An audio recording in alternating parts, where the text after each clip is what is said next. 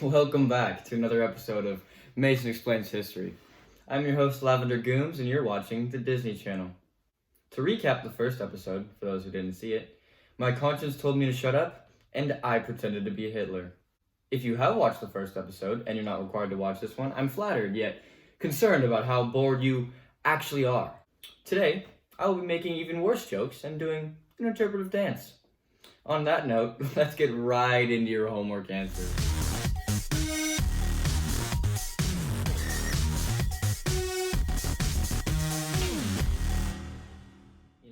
Fred put restrictions on this one and told us to go year by year instead of just skipping around like I did last time. But you know what? He can't control. On September 1st, 1939, the Nazis made their march on Poland and attacked. Stalin's army also invaded Poland just 16 days later. Following the fall of Poland, the German army took a moment to regroup and wait for better weather, as they planned for an extremely quick string of raids on the surrounding countries. They first attacked the Danes, KO. Then the Norwegians, KO. and Holland, Luxembourg, and Belgium fell soon afterwards. KO. KO. To kick off 1940, the German army was set to invade France. The tactics employed in the First World War caused France to only have stationary defenses on their borders.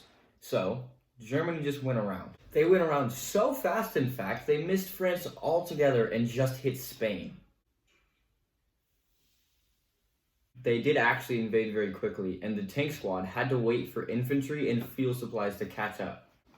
Winston Churchill, the new prime minister, sent British troops to help their French allies. However, they were quickly driven back and trapped at Dunkirk. At this point, France was screwed, and just 6 weeks after the initial invasion, Paris surrendered to the Nazis. The southern portion became a German puppet state under Henri Pétain and Pierre Laval. This was known as Vichy France. In just 9 months, most of Europe was under the rule of the Third Reich, and Britain was the only remaining opposition. Thus, Hitler laid his sights on England. An Axis army was amassed in France as England tried to compose themselves, having their army in ruin and scattered across the empire. She was left with only her Royal Navy and Air Force of 900 planes left to defend. In August of 1940, Hermann Göring, general of the German Air Force with a name German people can even pronounce, sent 2,500 bombers to beat England into submission. Through months of beatings, Britain refused to quit, and Hitler was forced to give up his plans of a quick raid. He focused on cutting off Britain's supply routes to Australia and India with the help of Iron Romwell. At this point in the war, Britain had run out of money to pay for the supplies being shipped to them by the US and had to rely on a Lend-Lease program. American citizens were at first reluctant to help either side as to not get caught up in another war, though two events aided in shifting that mindset. First came Operation Barbarossa, where 3 million Nazi soldiers invaded their own allies, the Soviets. The Russians were completely shattered as most of their tank squad was destroyed, and close to 2 million Russians were killed, and the rest were forced to retreat. Think about that. Have you ever seen 1 million of anything?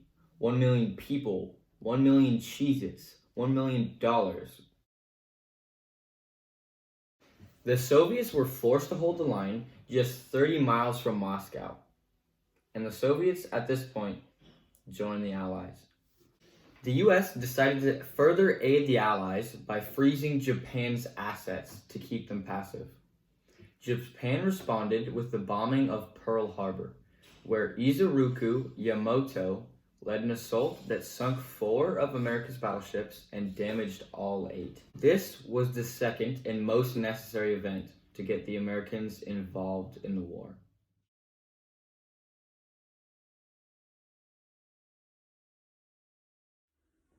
Hey, so I'm not gonna be making any jokes in this section because that would be like sucky and insensitive. So if you came for like humor and stuff, then I'll put go to the time that's on screen right now. And that'll go back to like the funny stuff if you think it's funny.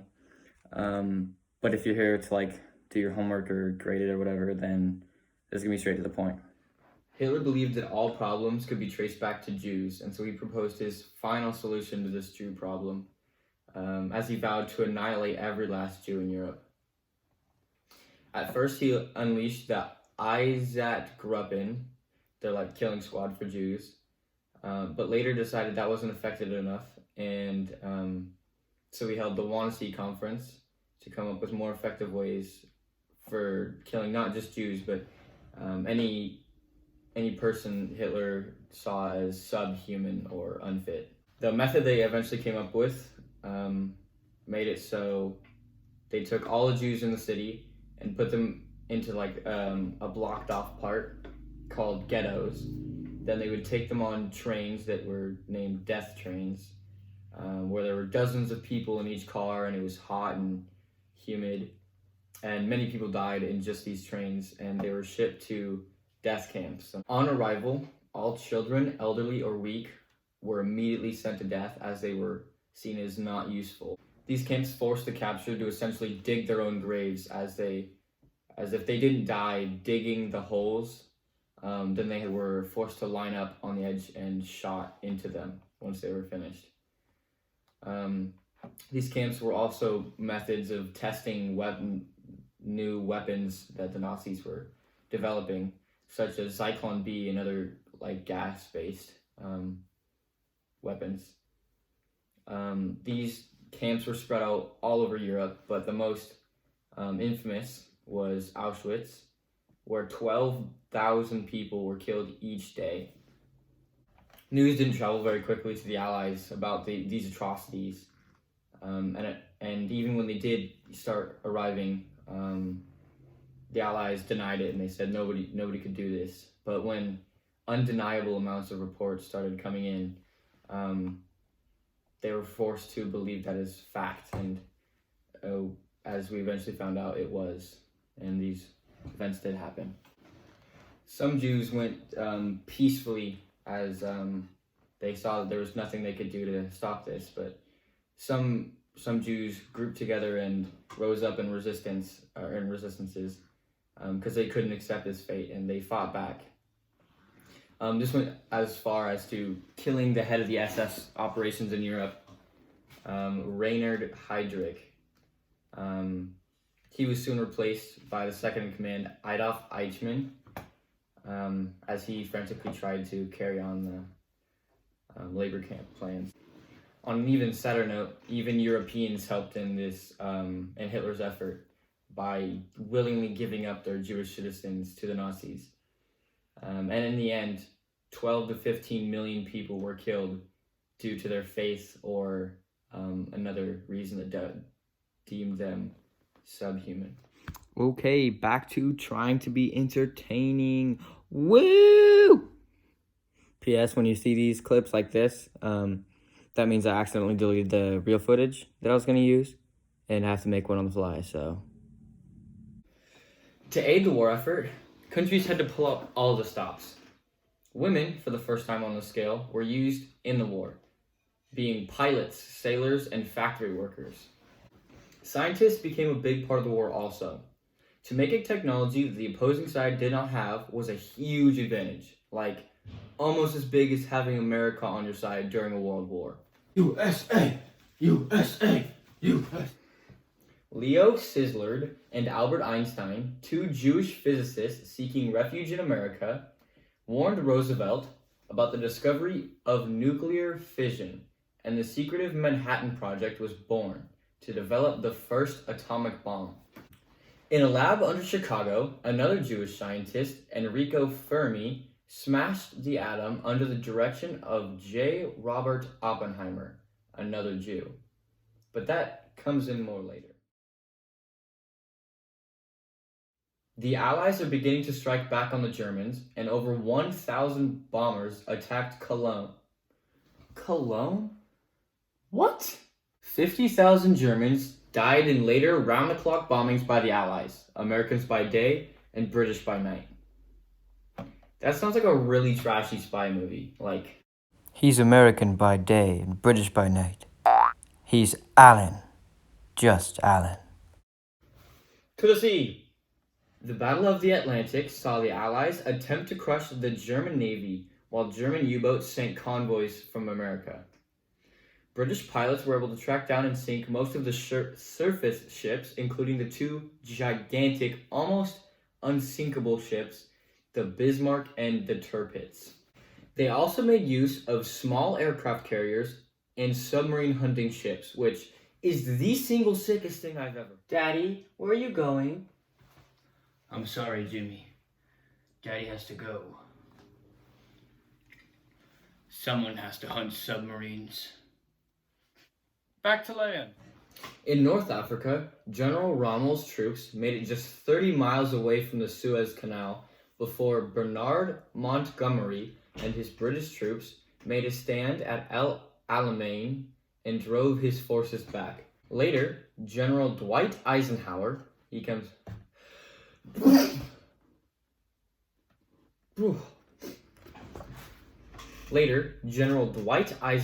led an invasion of Vichy-controlled North Africa, and Montgomery led his own assault in Egypt, leading to 1 year later where German forces were driven from North Africa completely.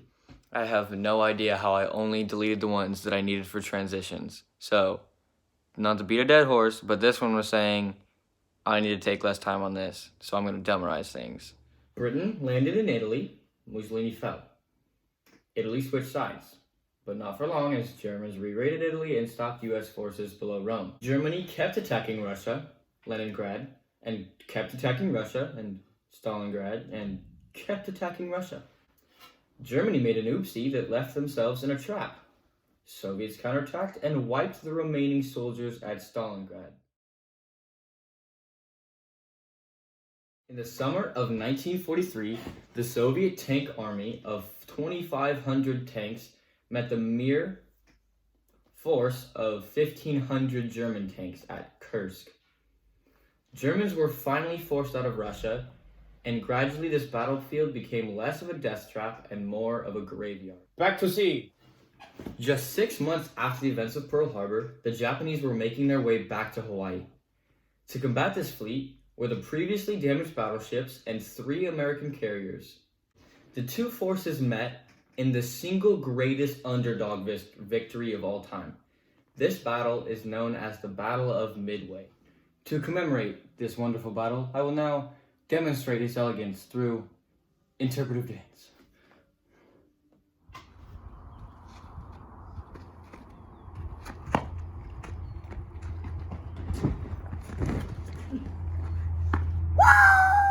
You are welcome. Another Japanese fleet headed toward Australia. Blown up, completely, boom, gone, sunk, dead. This was the Battle of the Coral Sea. With very little resources being devoted to the Pacific, Allied commanders used a tactic known as island hopping, taking only key islands and leaving the smaller, insignificant Japanese-controlled islands to themselves. Back to land. On the French beach of Normandy, Allies staged the world's largest land assault on June 6, 1944, under the direction of General Dwight D. Eisenhower. This day was known as D-Day, where 156,000 British, French, and American troops landed on the first day, and over 1 million assorted troops landed in the first week. The Nazis were very surprised by this and later landings in southern France, but nonetheless fought fiercely, trapping Allies for multiple weeks on the beaches. When the Allies finally did escape the beaches, they blew the fortifications wide open, and by August, Paris was liberated. At this point in the war, Hitler knew he was going to lose, and so he pulled out all the stops to make sure he could cause some serious damage. In December, he blew a huge hole in the defenses at the Ardennes Forest, in what is known as the Battle of Bulges. Under General Zhukov, the Red Army made their push into Eastern Europe and waited for the German army to tire themselves out. The Red Army eventually did catch up and rescue the remaining Jews. Horrified and filled with hate, the army marched on, entering Berlin in April of 1945, and on May 1st, Hitler committed suicide with Russian troops just yards away from him. The American President Roosevelt did not live to see the end of the war, and the U.S. command was passed to Harry Truman to finish off the third head of the Axis powers, Japan. Just found another one that I missed. So, after a battle at Okinawa, Truman decided that they have to take Japan out of the war immediately to minimize casualties. The first nuclear bombs ever dropped were on the Japanese cities of Hiroshima on August 6, 1945, and on Nagasaki 3 days later, killing a combined total of 200,000 people. And on September 1st, 1945, the Japanese surrendered to General MacArthur, and World War II was officially over. Following the war, the United States was the world power, and it was apparent it had competition against its former ally, Russia. To attempt to combat this conflict, a conference was held in San Francisco to establish the United Nations. At Nuremberg, former Nazis and Axis leaders were sentenced to death or prison. But the world didn't fully understand the inhumane actions of the Holocaust until Adolf Eichmann was captured and killed by the Israelis in 1961. If you're watching this part of the video right now, that means you either watched the entire thing or you skipped to the end. And either way, thank you. This took me way too long to make, and I probably put too much effort into it, even though it still sucks, but you know, something to do. Yeah, until next time, this was Mason Explains History. Peace.